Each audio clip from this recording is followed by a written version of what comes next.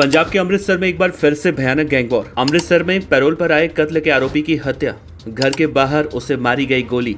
Social media पर Jaggu Bhagwanpuria gang ने ली इस हत्याकांड की जिम्मेदारी। मारा गया बदमाश एएसआई की हत्या में था वांछित। नमस्कार, आप देख रही हैं बीडीएफ न्यूज। पंजाब के अमृतसर में 2012 के चर्चित एएसआई रविंदर पाल हत्याकांड के आरोपी धर्मजीत सिंह उर्फ धर्मा की गुरुवार रात गोलियां मारकर हत्या कर दी गई। वो 12 सितंबर को 14 दिनों की पैरोल पर बाहर आया था। उसकी हत्या की जिम्मेदारी पंजाब के कुख्यात गैंगस्टर जग्गू भगवानपुरिया गैंग ने ली है। फिलहाल उसके शव को पोस्टमार्टम के लिए भेजा गया है।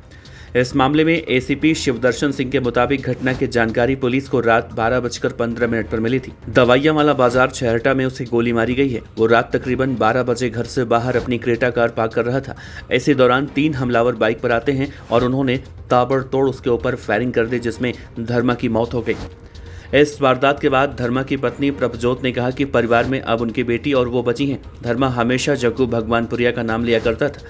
जग्गू के साथ उसकी कोई दुश्मनी नहीं थी, लेकिन उन्होंने कहा था कि उसके लड़के उसे मरवा देंगे। धर्मा की पत्नी ने कहा कि जग्गू भगवानपुरिया की अगर कोई दुश्मनी थी तो उसके पति का वो टांग हाथ पैर तोड़वा सकता था। उसे जान से मारने की क्या जरूरत थी। गोली मारकर भाग रहे बदमाश सीसीटीवी फुटेज में दिखे हैं। फिलहाल पुलिस उन्हें पकड़ने की कोशिश कर रही है। मारे गए धर्मा की पत्नी ने कहा है कि गोलियों की आवाज सुनकर हम बाहर आए। वहां धर्मा लहूलुहान पड़ा था। उसे अस्पताल लेकर गए, लेकिन वो बचा नहीं। जेल में ही धर्मा का झगड़ा जग्गू भगवानपुरिया के गैंगस्टरों से हुआ था, जिससे कि परिवार को खतरा था। उन्होंने इस हमले की चेतावनी पहले ही दी थी। इस घटना की जिम्मेदारी जग्गू गैंग ने ली है। जग्गू गैंग ने एक पोस्ट वायरल की, हालांकि हम इसकी पुष्टि नहीं करते। पोस्ट में लिखा है, आज 25/9/2025 को जो अमृतसर में हमने कत्लकांड किया है, उस धर्मा की हत्या हुई है जो पैरोल पर था।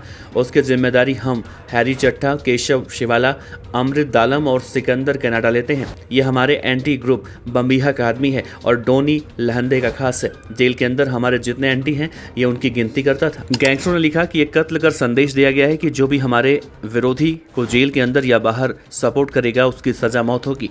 इन्होंने हमारी माँ और छोटे भाई के कत्ल करने वाले शूटरों को पनाह दी थी और उसकी ये लगातार मदद कर रहे थे। ये दोनों कत्ल करके अपने आप में भाई बने फिरते हैं। बाकी हम किसी फिरौती के लिए कत्ल नहीं करते, ना ही किसी औरत या फिर बच्चों को मारते हैं। इस पोस्ट में ये भी लिखा गया है कि एक बात और, जितनी भी बकरियां बाहर बैठी हैं, जिन्होंने इंडिया में कभी कुत्ते को लाठी भी नहीं मारी है, वे भी तैयार रहें। धरती पर कभी भी कोई जगह नहीं है जहां जाकर वो बच पाएंगी। हम उनको कहां और कब मारेंगे, ये सब सरप्राइज है। 2-4 दिन बाजार में मूंगफली के आने से बादाम के रेट नहीं घटा करते। मारे गए धर्मा की पत्नी प्रभजीत कौर ने कहा कि जिस वक्त गोलियां चली वो गाड़ी पार करवा रही थी। पहले 3 युवक मोटरसाइकिल से आते हैं। हमने सोचा कि रामलीला चल रही है, इसीलिए लड़के निकल रहे होंगे, लेकिन वे लड़के दोबारा से मुड़कर वापस आए। दोनों के हाथों में पिस्टल थी। अंधाधुंध फायरिंग करनी शुरू कर दी। 7 से 8 गोलियां चलाई। उनके पति गाड़ी को बैक कर पीछे ले गए ताकि वो बच सकें। पीछे कार खड़ी थी, उनकी क्रेटा कार उसमें टकराई और पीछे जाते समय दीवार के साथ टकराकर दोनों कारें मुड़ गई।